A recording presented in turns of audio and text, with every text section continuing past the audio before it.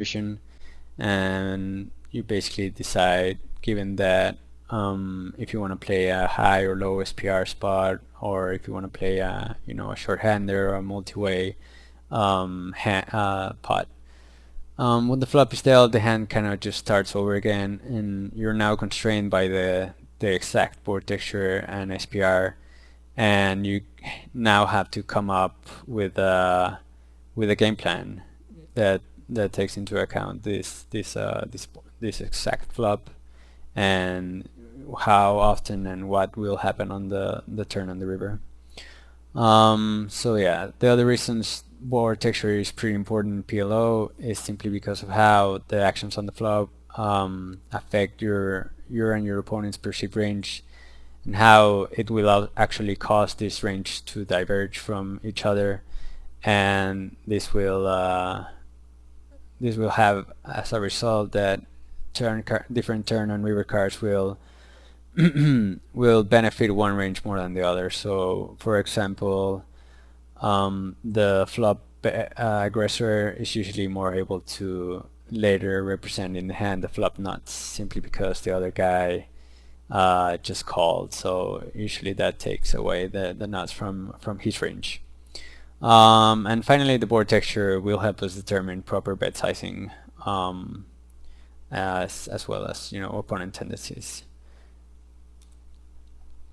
So we're going to be using the same definitions Casino Crime uses in PLO Quick Pro, which is an awesome program, coaching program, I guess. So these are wetness, which is the degree to which a board makes draws, straights, and flushes possible. Heaviness is the degree to which a board interacts with the hands in people's pre-flop ranges, and how dynamic or static the board is refers to the vulnerability of the current nuts. So these are a few examples which will make it easier to understand. We have one of the driest and heaviest boards is Ace King Deuce Rainbow. A lot of pre-flop ranges are gonna hit this board, but there aren't that many draws you could have. So this is a heavy dry board. A light dry board is 10-4 deuce, which again not many draws, but you don't really hit this board as hard. A light wet board is something like deuce 6-7, where there's a lot of draws, but again you don't really hit it that hard with most of your pre-flop range. And a heavy wet board like Queen 10-7 is one of the heaviest wet boards in PLO, where most decent preflop ranges now have two pair, a set, or a huge draw, or at least some kind of draw. It's pretty hard to have air on this flop. So we're throughout the series we're going to be considering the frequency and hierarchy of value hands on each type of flop. How we construct our semi-bluffing range and with what frequency we want to be doing that. The same goes for our pure floating. And pure here is with these things, because it's kind of hard in PLO not to have a lot of equity. So, and it's usually better to bluff with some kind of equity. So it's anyway, floating, C betting frequency, and check raising range. We're gonna look through all these unpaired boards first, and even the last few episodes of the series we're gonna go over a straight, paired, and monotone board separately, because they're kind of a different breed. So let's begin with dry heavy boards. So as I said, this is the Ace King Deuce Rainbow, basically the Ace Broadway disconnected card rainbow board. And the thing about these boards is how top two is and sets are fully represented. Nobody folds aces preflop, and most people also play kings, queens, jacks preflop. So both top set and middle set are likely. Top two pair as well, top pair with some kind of wrap or straight draw as well. Few hands have decent equity versus the nuts. So yeah, a set of aces basically destroys everything. It's actually better to have the wrap. If you're against a set of aces, you want to have the Broadway wrap or the wheel wrap that has something like 25 or 30% equity against top set. Other than that, there are very few, semi-bluffing hands. And marginal hands like, say, ace queen on ace king deuce, it's very dominated. It's basically drawing dead by against ace king plus.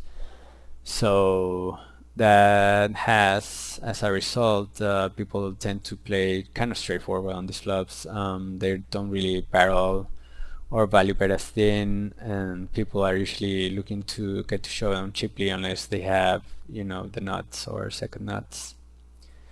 So yeah, that's the default play, I guess, and we can definitely start exploring that, especially against frequency bettors. We can start exploring that by bluff raising or floating.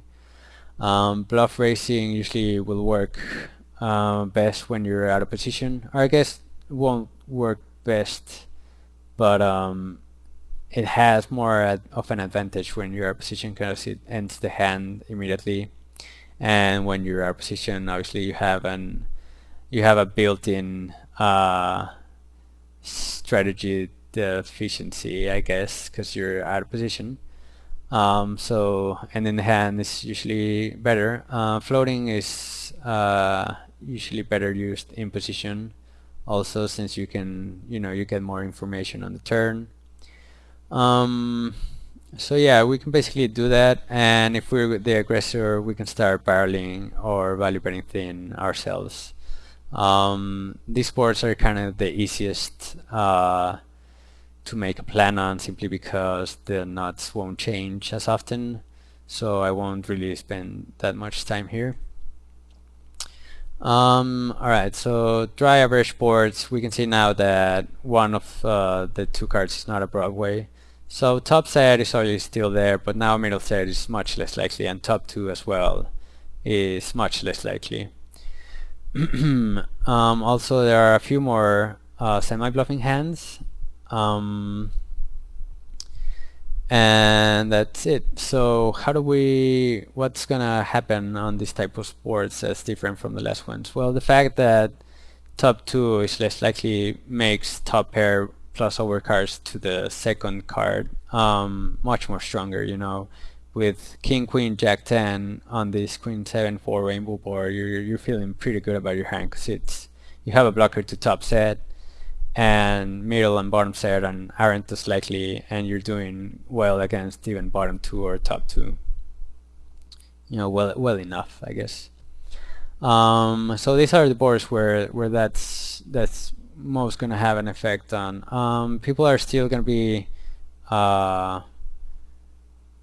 missing these boards often enough, so basically what we're gonna have to do is gonna start semi-bluffing more often, especially taking advantage of how there are more straight draws now, and how it's just less likely we'll run into a monster.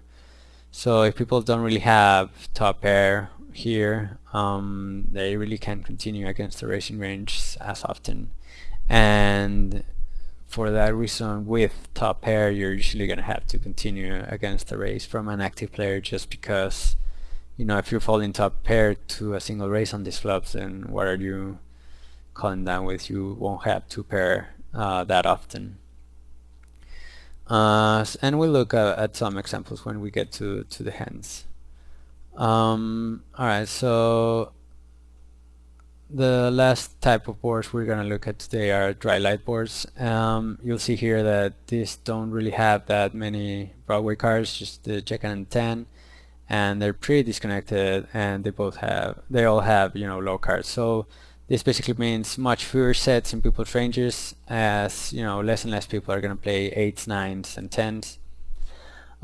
People are still gonna miss this flop. It's still a dry board, but people are also not afraid of the nuts as much. So bets on these boards don't have as much leverage as on ace king, obviously, because they're not afraid of a set of 8s or whatever.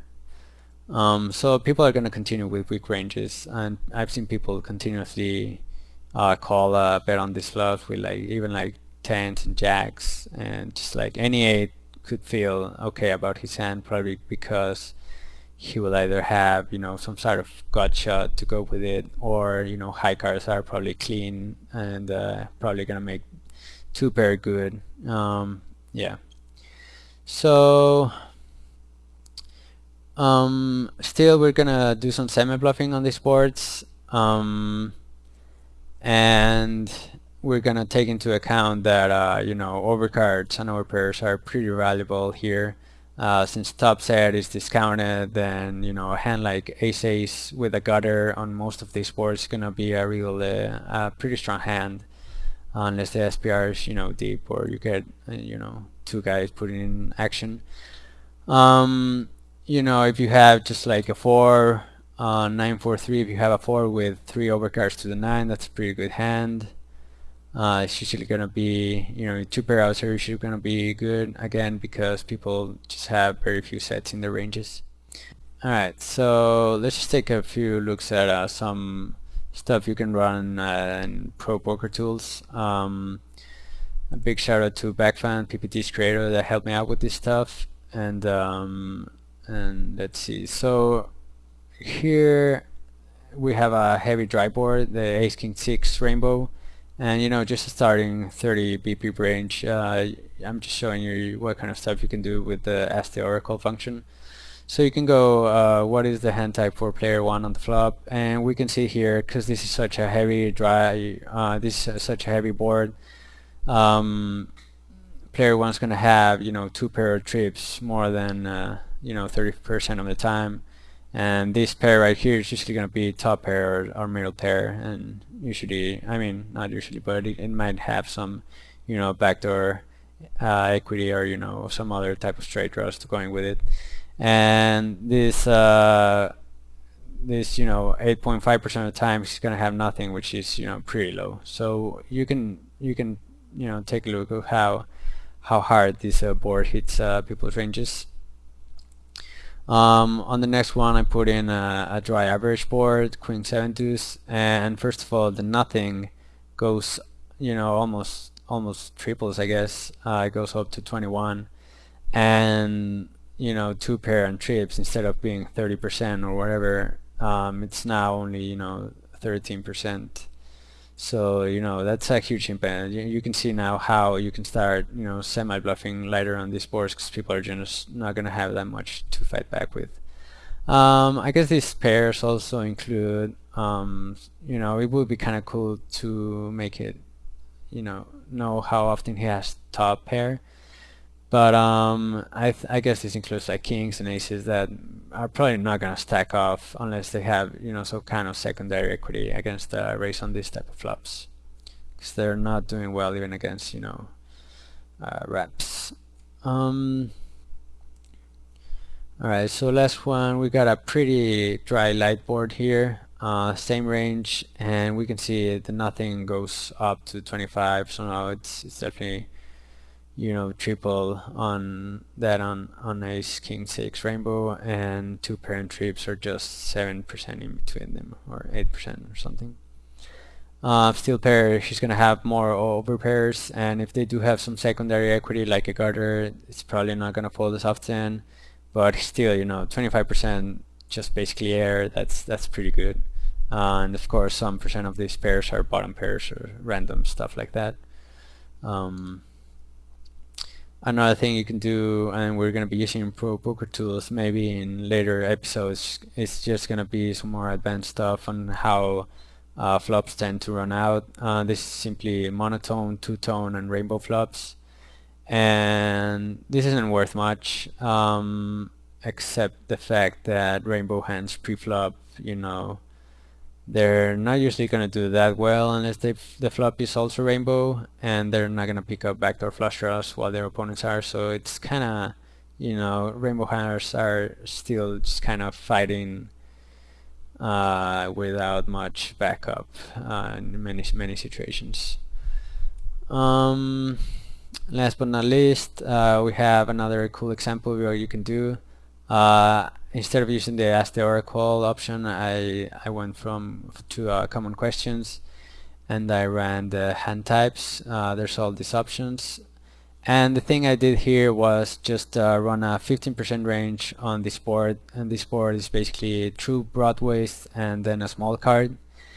And then this is so that these cards are not paired, so no pairs on the flop, and this is rainbow. So a 15% range again. Now he's gonna have, two pair of trips almost 30% of the time again. It's probably a strong pair a bunch of the time and nothing pretty few. So if you get 3-bet by 15% range, you can start analyzing how he's gonna, hit the flop, and you can run, hand versus range or whatever equities using this syntax on the flop, which I think is pretty awesome. And we're definitely going to be using this on pair boards and monotone boards later on. Yeah, so let's just go over some hands now.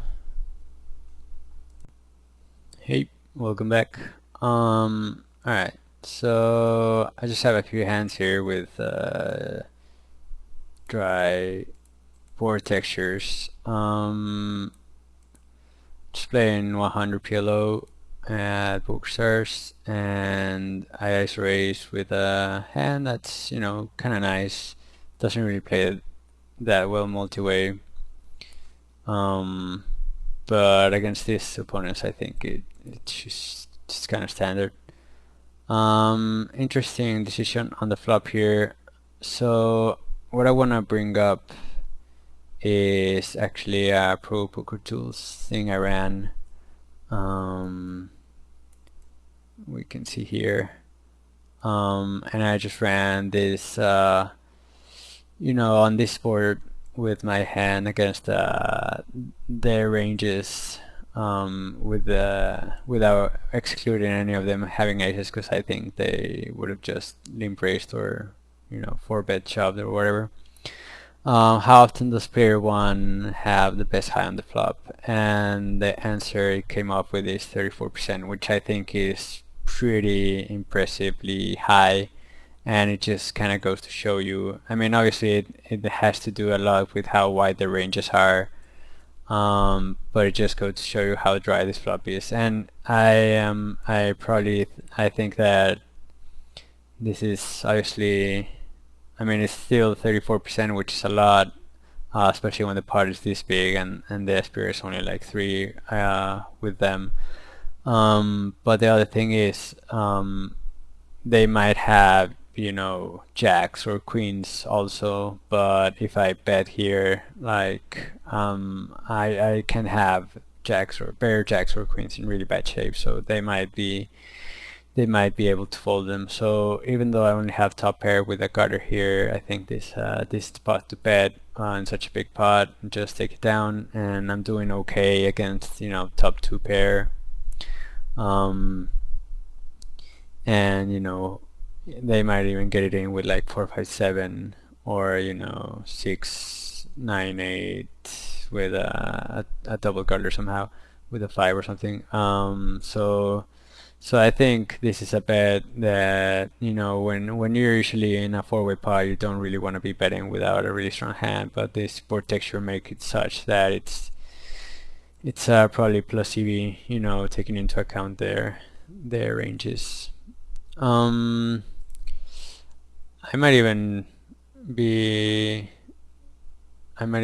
that just potting it would be better to really make sure jacks and queens fold, and just because when 1 or 2 opponents call, I probably won't have that much fold equity on the turn, and there's not really that many great turn cards for me actually. So taking it down on the flop is probably the best result, or get it in against a worse hand or draw that, if I pot it, they might think shoving is better than flat calling or something. As is, I get a pretty easy shove on the turn. It's not that important, just I think that the flop texture is more important here. And we did see this guy just check call the flop with an open ender, shove the king, which I guess is whatever. Um,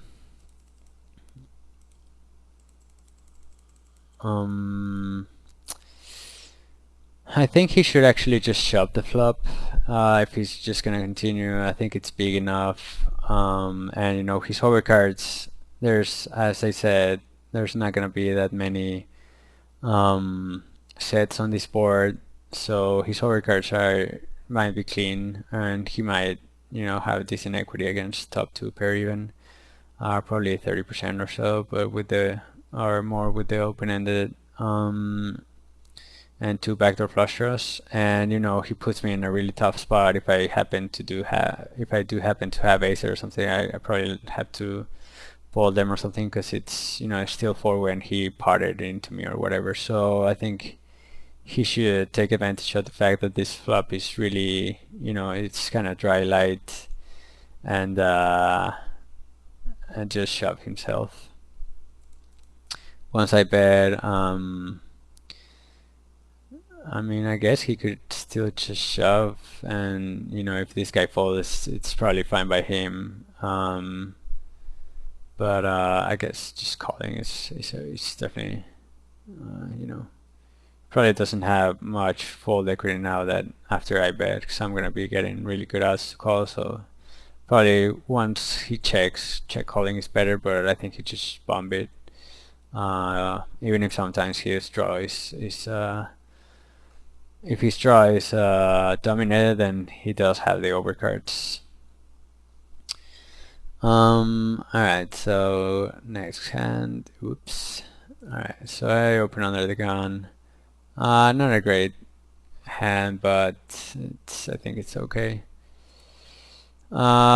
Really same principle. I'm still gonna be c-betting on this board. It's fairly unlikely someone hit anything strong, and they're gonna continue with strong ranges, and all of my my 8s and 9s are pretty clean. My queen is clean, and my ace is kind of okay. I don't see many players playing the 5 deuce combos here, and they might just raise the flop. So I'm obviously happy if Chocotito shoves here, and I can reshove and still get it in okay against his range probably, as long as he doesn't have a set, and he probably won't that often. He just have just like an open-ended or just a hand similar to mine.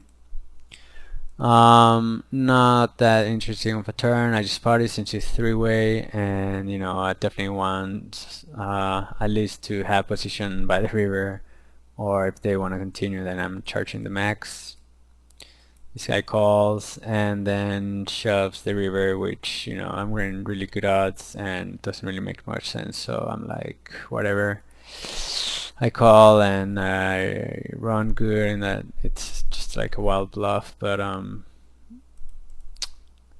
don't know. Just getting these good odds, I don't really like folding as much. He's supposed to have like a 5-6. So I guess unless he has the 6-7, which is somehow likely, I guess, with the 8-6-7. But I just can't fall for such a good price after I hit top two on the turn there.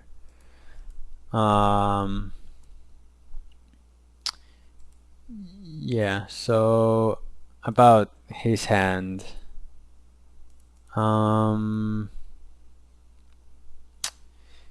I think he should actually definitely consider just shoving the flop. It's not that often I'm gonna have a strong hand after raising under the gun here. He does have an overcard, a pair, a gutter, an overcard, backdoor flush draw, not flush draw. So with this guy just flatting here, I think he would gain a lot of fold equity by just shipping here. And I mean, floating out of position is really gonna turn out that well for him. Especially now that Chocorito can shove kind of wide range. So yeah, maybe bluff raising there would have been better for him. And taking advantage that I won't have many sets, and this guy probably has a weak range also. So yeah, I mean, this guy is probably appealing with a lot of maybe some eights, some over pairs with like a weak guarder or something. So yeah, definitely a good spot I think here to maybe put in a raise. He's never drawing dead, so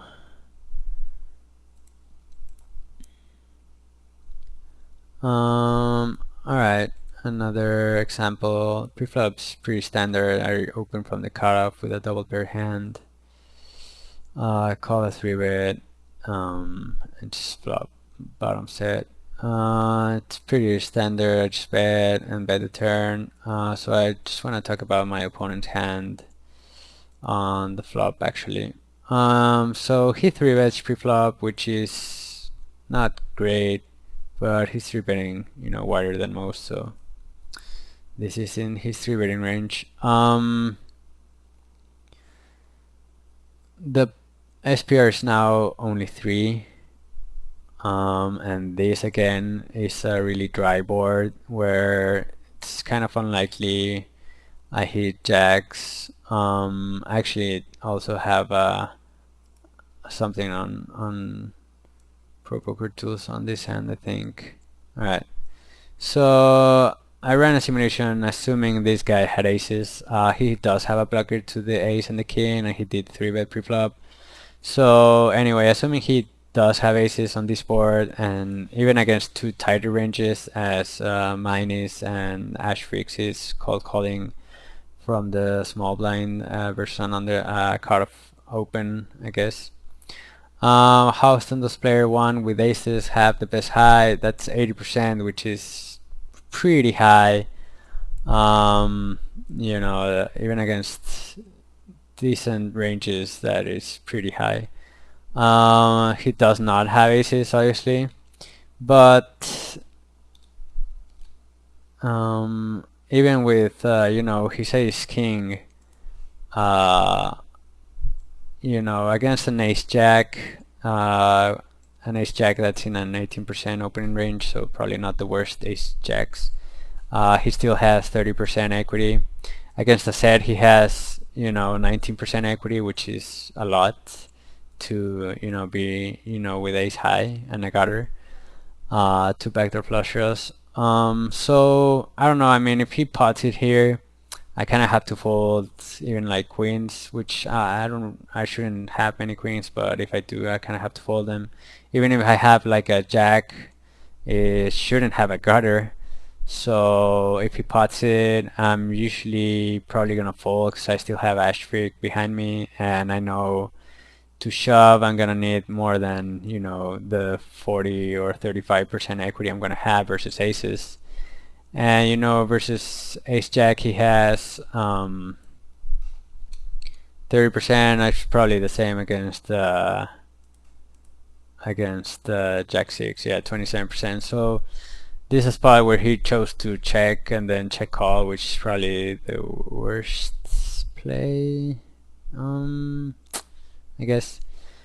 And it's just a spot where I don't know if he definitely read into the board texture a little bit more. I think he might have been able to just pot it here and get a ton of fold equity against the weak part of a range, which is we're gonna miss this board a lot, and even when we do hit it, we're not gonna want to get it in against aces in an SPR 3 scenario with a lot of our hands. And even if he does run into a power hand, he still has at least 20% equity.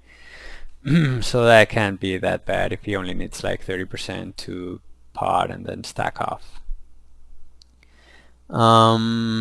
Yeah, so that's basically it. On these boards you gotta be a little more willing. I think it might be a little closer than I think, but if the 6 was a 5 and his 4 or 3 was a queen or a 10, a queen, then I think it would definitely be a pot call with 3 overs to the jack and the gutter is what I was trying to say, in case that got confusing. All right.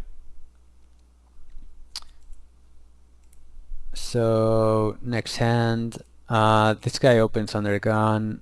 Don't really know that much about him except he's not as loose to open. Probably has a weak limping range.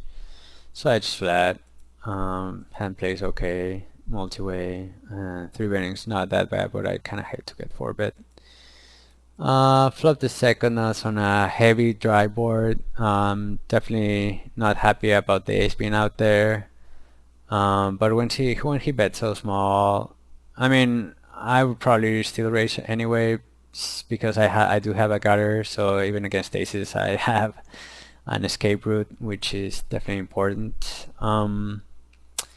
But against a weak bet, I'm definitely gonna be raising, and he's still at 55 BP, so he's probably not the best player. And he does check call. I improve on the turn, and he stacks off with ace king suited, and I get royaled. But my main point here is again on the flop how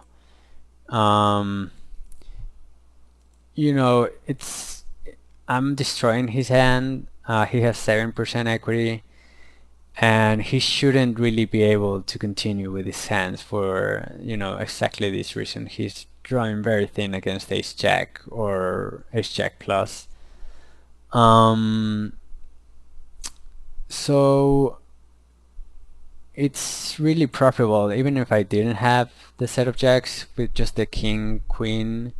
Sometimes with a backdoor flush draw and maybe a backdoor or something else, two backdoor flushes, say, it's be a really profitable race if he can only continue with ace jack plus. If he starts continuing too much with these hands, then when we hit our backdoor flush draw or gutter, say we had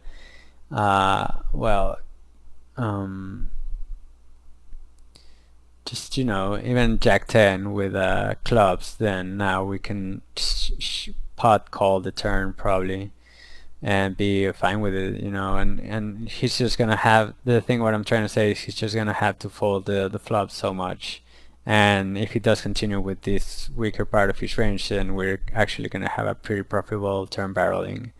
So yeah, definitely do not continue with these hands unless people are playing back at you too much. But in a scenario where I raise with another guy behind me, it's still not as likely I'm messing around here. But against a really aggressive opponent, then you are gonna have to take stands. Maybe not with this weak of a hand, but like an ace queen 10. You're probably gonna have to call and then check ship light on a lot of turns, or just rebluff on the flop and make him less likely to start raising your flop c bets with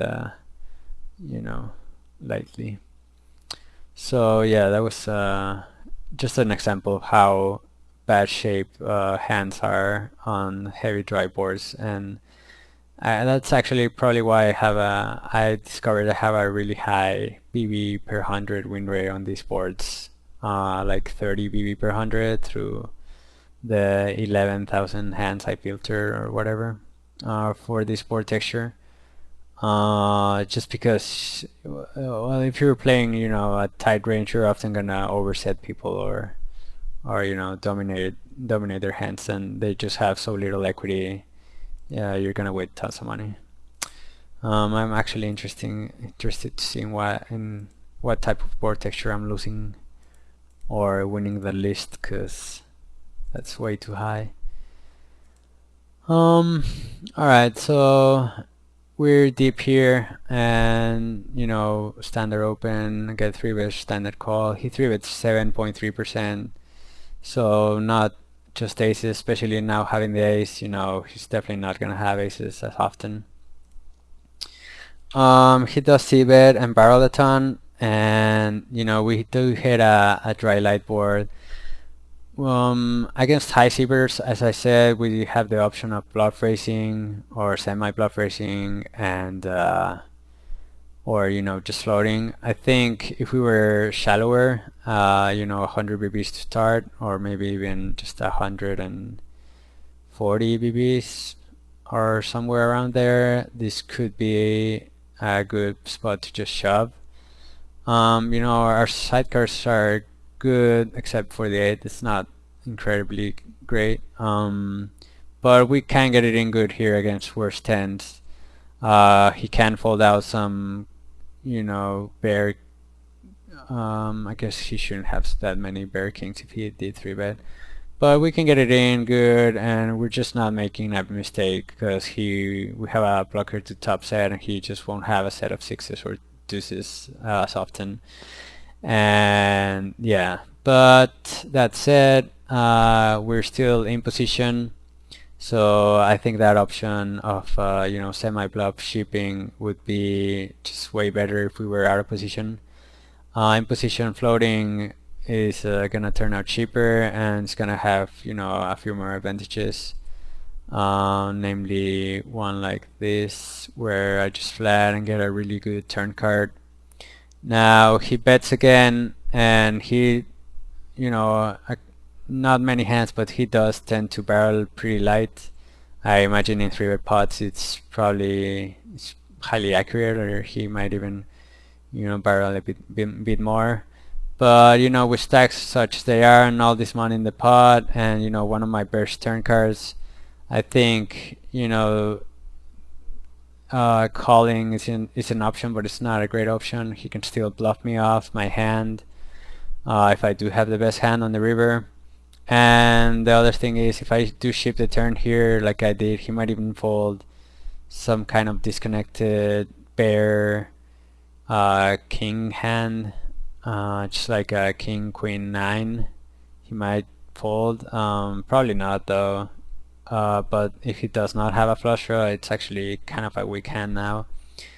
And I do have 25% equity or 30 even against king 10 or a set of kings. I should have around 25% equity, so I don't really need him to fold more than 40%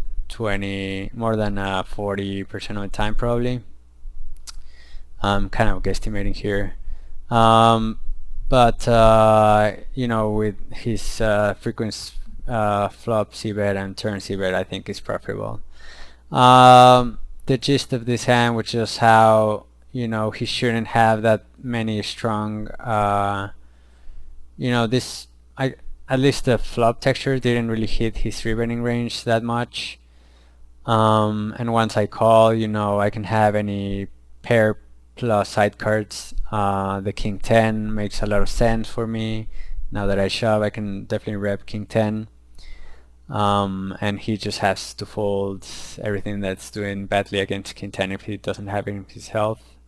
And that includes a decent part of his barreling range, so this is a good way to play the hand.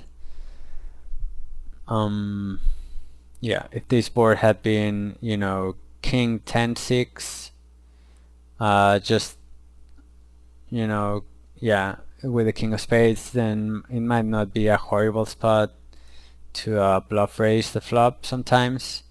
It's just a dry board with the king, and he will miss it often, with his decently high 3-betting range, considering I have an ace blocker. So, and he might be the type of opponent that flats more kings than he does 3-bet them, especially bad kings. So on a king 6 deuce with the king of spades there, I would have a nice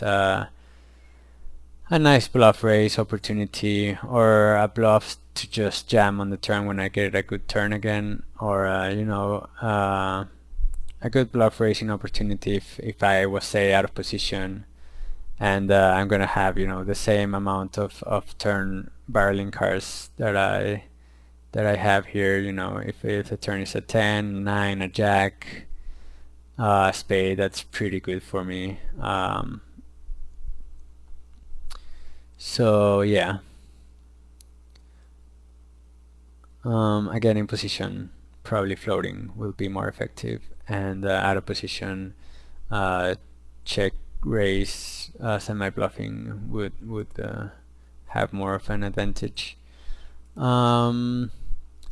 Here in this hand, just flat pre-flop. This guy is a tight opener, so my hand plays okay, and I want to keep this multi-way, and I want to keep this looser people in the pot, so I get what I want here. Guys see bets a lot, and I have a lot of backdoors. It's a really dry board, light, so he won't really hit this board as often, especially if he's opening tighter. And same goes for this guy. Even though he has a wide range, he's still not playing that many deuces, threes, or nines. And if he does, I mean, he's just gonna ship them, and I'm gonna have to fold ace high. So I put in a bluff raise here. I guess floating is fine, but if I do float, like on this board texture, I'm definitely repping. On the last hand, I said, you know, floating king six deuce would be kind of nice. That's because you rep a king a lot. On this board texture, if I float, I'm repping more like a 9, so he can still barrel with like his kings and aces on a lot of you know, decent turns. So I don't know. I just thought bluff raising small would be better. And see, you don't really have to raise small on dry boards, simply because you just simply won't hit them often, and your value range still, you know, doesn't really mind getting called once on these dry boards. So makes it much cheaper. You know, I'm risking 24 to win 19. So it doesn't have to work as often, and doing it with this guy behind me probably gives me a lot of credit. In any case, he still calls, so I'm guessing on some, you know, aces, maybe some kings. Shouldn't expect him to have aces with a gutter. I think he should just ship that in. He can definitely have some nines with side cards, some stuff like that. Turn is pretty good for me, obviously, and he checks again, so I have to bet here. I potted here. I think overall, you know, just a 75% bet is better for my range.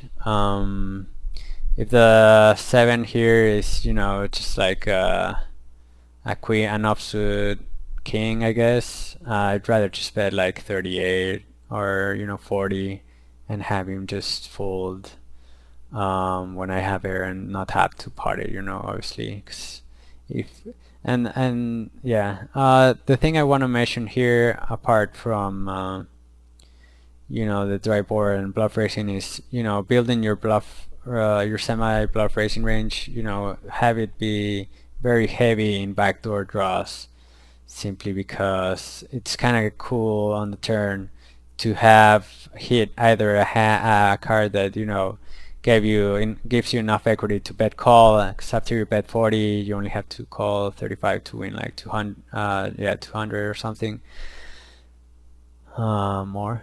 So you only need like, you know, 20 or 30% equity after you bet the turn here. So if you have air, it's an easy fold, and if you picked up a backdoor draw like this, then it's an easy call, and your turn bet is pretty cool because you have a lot of leverage. With a $40 bet here, you're basically saying you're all in, but you're not risking your whole $75 stack, you know. So with the air, you kind of allow yourself to bet fold, you know, with 0% equity or whatever against his value range, and, you know, with backdoor draws, then you have an easy bet call, and it works here. Yeah, so on dry boards, definitely try to have backdoor draws that you're semi bluff racing with, or bluff racing with. This is a hand I played a couple of months ago that I actually don't like. I just call on the button. I think this is a better 3-betting hand. I don't really want to play it multi-way. I remember I thought the Queen 10 Jack plays pretty well multi-way, but with the dangler and just this guy operating from the cutoff, I would rather just 3-bet, and it's not like these guys are huge. it's not like these guys are really bad or anything that I want to keep them in. So I think just 3-betting there would be better. They both check to me on this dry heavy board. It's not that great because I can't really rep, aces because I didn't 3-bet pre-flop in bottom versus cutoff. I usually 3-bet, basically every aces there just because I'm in position. I can definitely have ace king or kings, but I basically bet just because I have, decent equity against anything that calls. And this guy, the pre-flop raiser, c-bets a lot. Once he doesn't c-bet here, it's pretty obvious he's not.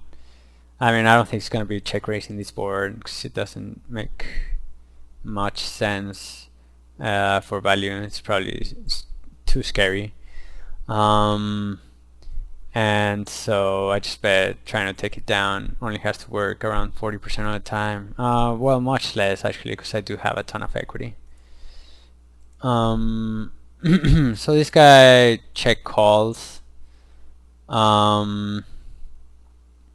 He falls to c-bet a lot, and he check calls with another guy behind him. Granted, it wasn't really as likely this guy was gonna check raise or even check call, but he still called with a guy behind him. So I shouldn't really be looking. Even though we went over how we should take advantage of the leverage on these boards, and I mean, I guess it's fine. Although I just kind of hate getting check raised on the turn here.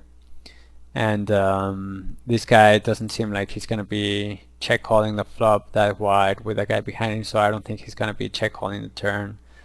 I don't think he's going to be check folding the turn, so it might be better for me to just check back here. And just and that's still okay.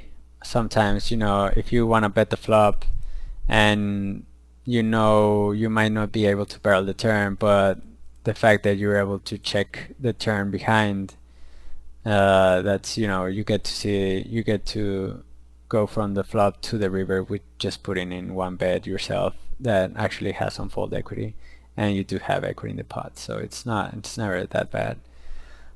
He check calls again, and I really think he would have just folded his ace queens by now and worse.